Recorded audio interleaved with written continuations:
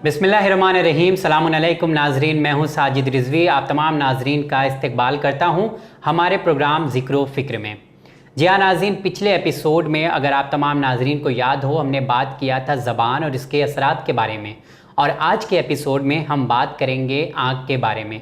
अल्लाह ताला ने हमें बहुत सारी नेमतों से नवाजा है। पैर दिए, कान दिए, आँखें दी, नाक दी, सोचने समझने की सलाहियत दी, और इससे हम इस दुनिया का खूबसूरत नज़ारा देखते हैं, सोचते हैं, समझते हैं और कई चीज़ें करते हैं। लेकिन सूरह बलद में अल्लाह ताला ने आँख को खुसूसियत के तौर पर पेश किया है। इसी सिलसिले में आज हम इस प्रोग्राम में बात करेंगे, और बात करने के लिए हमारे साथ जुड़ रहे हैं प्रोग्राम में आली जनाब मौलाना ग़ुलाम अब्बास साहब। तो आइए सबसे पहले नाजरीन हम उनसे मुलाकात करते हैं। सलामुन अलैकुम। अलैकुम अस्सलाम व रहमतुल्लाहि व बरकातुहू। कैसे हैं आप? अल्लाह का शुक्र है। मौलाना साहब, बहुत बहुत शुक्रिया आपका। पिछले एपिसोड में हमने कई सवालात आपसे किए थे ज़बान से मुताल्लिक़, और बड़े ही अच्छे जवाबात आपने दिए थे। और आज के एपिसोड में हम सोच रहे हैं कि हम आँख के बारे में बात करें और इसके हक़ के बारे में बात करें। बहुत खूब। जैसा कि मौलाना साहब, सबसे पहला मैं ये सवाल करना चाहूँगा कि अल्लाह ताला ने हमें बहुत सारी नेमतों से नवाजा है और हम शुक्र अदा करते हैं। आज के मौजू में हम बात करेंगे आँखों के बारे में, जो एक बड़ी नेमत है। सूरह बलद में अल्लाह ताला ने आँखों को खुसूसियात के तौर पर बयान किया है। ये हम जानना चाहेंगे कि आँखों को खुसूसियात के तौर पर क्यों बयान किया है। अऊज़ु बिल्लाहि मिनश शैतानिर रजीम। बिस्मिल्लाहिर्रहमानिर्रहीम। अल्हम्दु लिअहलिही वस्सलातु अला अहलिहा।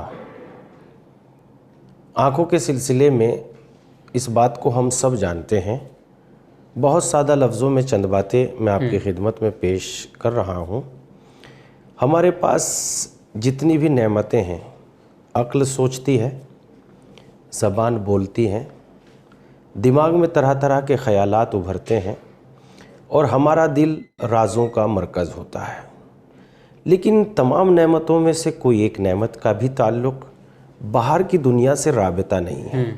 यानी ऐसा नहीं है कि अक्ल ने बाहर की दुनिया को देखा हो, ऐसा नहीं है कि दिमाग में या दिल ने जो है बाहर की दुनिया से राबिता पैदा किया हो, ऐसा नहीं है कि ज़बान ने जो है दूसरों की बातें सुनी हो और ज़बान ने ख़ुद ही देखा हो, बल्कि ये सारी नेमतें उस वक्त काम करती है जब इनका ताल्लुक़ बाहर की दुनिया से रब्त ताल्लुक़ बनता है। और बाहर की दुनिया से ताल्लुक़ सिर्फ़ आँखें कायम करती है, और आँखें वही तस्वीर, वही सूरतें जहन को भेजती है। और जहन चूँकि ममलकत बदन इंसानी का वज़ीर है और दिल ममलकत इंसानी का बादशाह है, वो जो आँखों ने तस्वीरें भेजी हैं दिमाग को, दिमाग उनको दिल की खिदमत में पेश करता है, और दिल फिर उस एतबार से फ़ैसला करता है कि इंसान जो है लायक एहतराम है या लायक एहतराम नहीं है। मसलन मिसाल के तौर पर हम जानते हैं हमारे दिल में एक सखी, उसकी सखावत की बुनियाद पर हम उसका एहतराम करते हैं,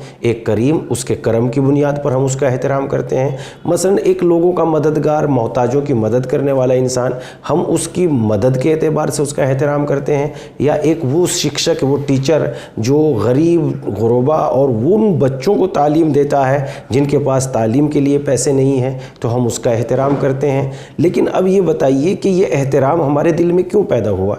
क्या दिल ने जो है उसकी मदद को देखा है? बिल्कुल नहीं देखा, बल्कि उसकी मदद को आँखों ने देखा। और जब आँखों ने उसकी मदद को देखा, उसके करम को देखा, उसकी सखावत को देखा, उसकी मसलन इमदाद को देखा, उसकी अच्छाइयों को देखा, तो ये बात दिल में उतरी। तो अगर आँखें ना होती तो यही ख़बर जो आँखों ने मसलन दिल को दी, दिमाग को दी, वही दिल और दिमाग के राज ज़बान ने ज़ाहिर कर दिए। तो पता चला ये सारी नेमतें, ज़बान की नेमत, ज़बान की नेमत, और आपका अल्लाह भला करे दिमाग की नेमत और दिल की नेमत, ये उसी वक्त अजीम है जब आँखों का ताल्लुक़ इन नेमतों से, आँखें राबता कायम करके इनको ख़बर भेजती है। अगर आँखें दुनिया से राबता पैदा न करे तो दिल में कोई राज नहीं हो सकता, इसलिए कि जब वो किसी मुसीबतों को देखेगा ही नहीं तो मुसीबत से निकलने के बारे में तदबीर क्या करेगा? जब अक्ल मसलन इस्तेमाल ही नहीं होगी। तो अब यहीं से पता चलता है कि सारी नेमतें वो हैं जिनका ताल्लुक़ जो है अंदर की दुनिया से है, और आँखें वो नेमत है जिसका ताल्लुक़ बाहर की दुनिया से है। ज़बान भी अगर कोई ख़बर दे रही है ہے تو آنکھوں نے دیکھا ہے، اگر مثلاً ذہن میں کوئی بات ہے تو آنکھوں نے بتائی ہے، اگر دل میں کوئی راز ہے تو آنکھوں نے بتایا ہے۔ اس لیے یہ ساری خبریں آنکھوں نے ہمیں دی ہے۔ اس بنیاد پر اللہ نے آنکھوں کو سورہ مبارکہ بلد کی آیت میں خصوصیت کے طور پر ارشاد فرمایا، الم نجعل لہ عینین، کیا ہم نے تمہیں دو آنکھیں نہیں دی ہے؟ یعنی اس کا مطلب یہ ہے کہ دیکھو، سمجھو، غور کرو، اور ہم نے تمہیں آنکھیں دی ہے، کیا تم دیکھتے نہیں ہو؟ کیا نہیں دی تمہیں آنکھیں کہ تم راستہ دیکھتے، عبرتیں حاصل کرتے؟ اس لیے آنکھوں کو خصوصیت کے طور پر بیان کیا گیا ہے۔ جی یقیناً آپ نے بہت اچھے طریقے سے واضح کیا کہ یہ آنکھیں ہیں جو یہ دیکھنے کی صلاحیتیں اللہ نے دی ہیں، یقیناً بہت ہی اچھی اور بڑی نعمت ہے۔ اگر یقیناً آنکھ نہ ہوتی تو شاید ہم دنیا کی یہ خوبصورت مناظر نہ دیکھ پاتے۔ صاحب بہت بہت شکریہ، لیکن ساتھ ہی ساتھ ہم یہ جاننا چاہیں گے کہ ہم جو ہیں آنکھوں کو صرف اس لیے سمجھتے ہیں کہ دی گئی ہیں کہ اس دنیا کا نظارہ دیکھیں، یا اس کا کچھ اور بھی مقصد بتایا گیا ہے؟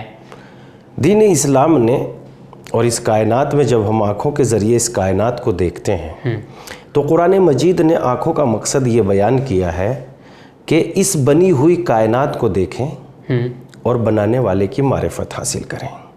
اس لیے کہ سب سے بڑی آنکھیں وہی ہے کہ جو دیکھنے کے بعد کہ یہ ہوا کیوں، کس طریقے سے ہوا، یہ زمین کو کس نے بنایا اور یہ آسمان کو کس نے سجایا۔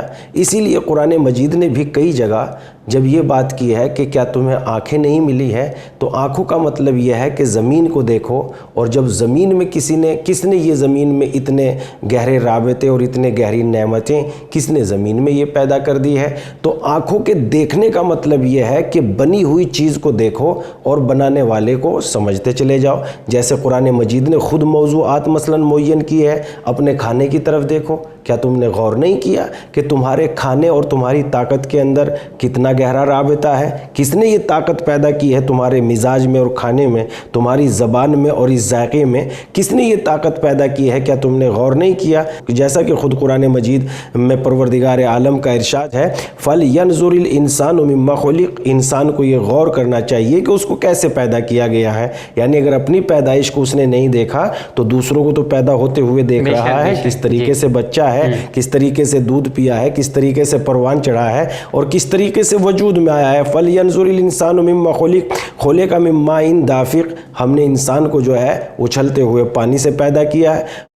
یخرج من بین الصلب والترائب، اور ہم نے اس پانی کو یعنی نطفہ انسان کو ہم نے جو ہے پشت کی ہڈی اور سینے کی ہڈیوں سے مثلاً اس کو نکالا ہے۔ تو یہ آنکھیں اس لیے دی ہے کہ انسان کے وجود میں غور کرے کہ یہ آنکھیں کس لیے کیسے بن گئی، یہ کان ہڈی سے کس طریقے سے سن رہے ہیں، یہ ہاتھوں میں اتنا احساس کس نے پیدا کر دیا ہے، یہ دماغ میں اتنا شعور کس نے رکھ دیا، یہ دل میں مثلاً اتنے راز کس نے پوشیدہ۔ تو اس بنی ہوئی کائنات کو دیکھیں اور بنانے والے کی معرفت کو حاصل کریں۔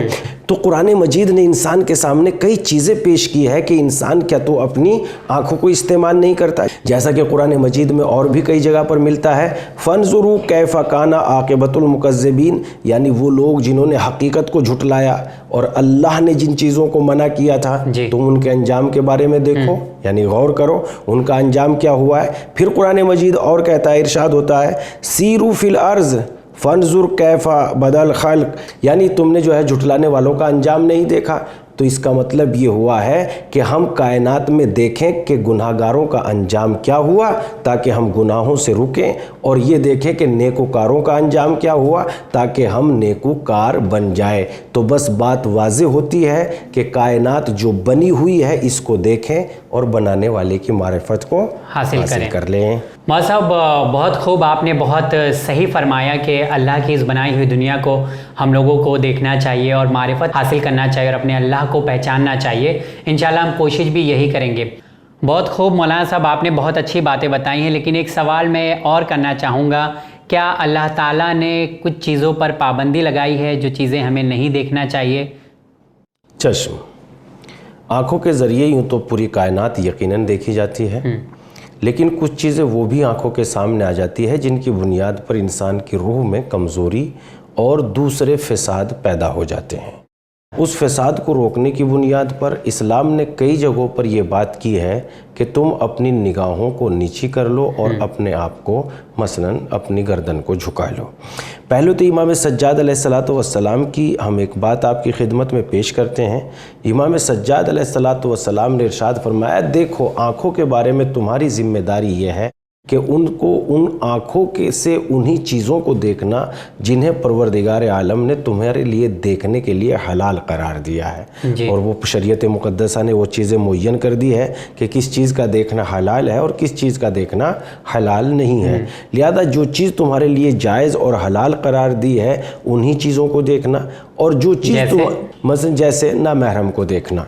तो इस सूरत में जो है इस्लाम ने इस बात पर पाबंदी लगाई है साहिबान ईमान मर्दों पर भी और साहिबान ईमान औरतों पर भी कि वो नामहरम को एक दूसरे को ना देखें और अपनी निगाहों को नीची रखें। जैसा कि कुरान मजीद में इरशाद होता है, बिस्मिल्लाहिर्रहमानिर्रहीम, वकुल लिल मोमिनाते यक़ज़ुज़ना मिन अबसारिहिन्ना, और साहिबान ईमान और मर्द और औरतों से ये बात कही है, मोमिन और मोमिनात से, कि वो अपनी निगाहों को नीची रखें, यानी निगाहें झुका के चलें।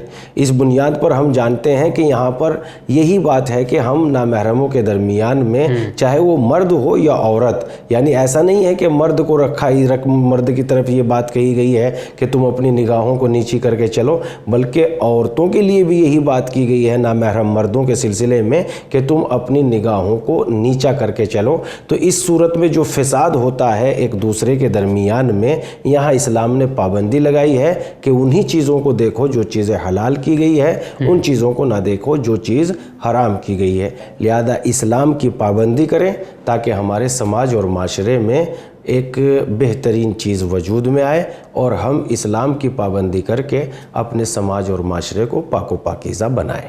जी मौलाना साहब, आपका बहुत शुक्रिया अदा करता हूँ, क्योंकि जब भी हम इस प्रोग्राम में हाज़िर होते हैं ज़िक्र व फ़िक्र में, तो लोगों को सोचने पर मजबूर कर देते हैं। यही हमारे प्रोग्राम का मकसद भी है। तो बहुत बहुत शुक्रिया। इंशाअल्लाह फिर किसी प्रोग्राम में आपसे मुलाकात करेंगे। बहुत शुक्रिया। आप हमारे प्रोग्राम ज़िक्र व फ़िक्र में जुड़े। प्रोग्राम का मकसद ही यही है कि ज़िक्र हो और फ़िक्र करने का मौका मिले, और अल्लाह ने जो नेमत दी है आँखें, इससे हम इस दुनिया को देखें, खूबसूरत नज़ारे को देखें और अल्लाह की मारिफत हासिल करें। बहुत बहुत शुक्रिया आप तमाम नाजरीन का। इंशाअल्लाह फिर किसी प्रोग्राम में मुलाकात करेंगे। देखते रहिए चैनल विन। खुदा हाफिज़।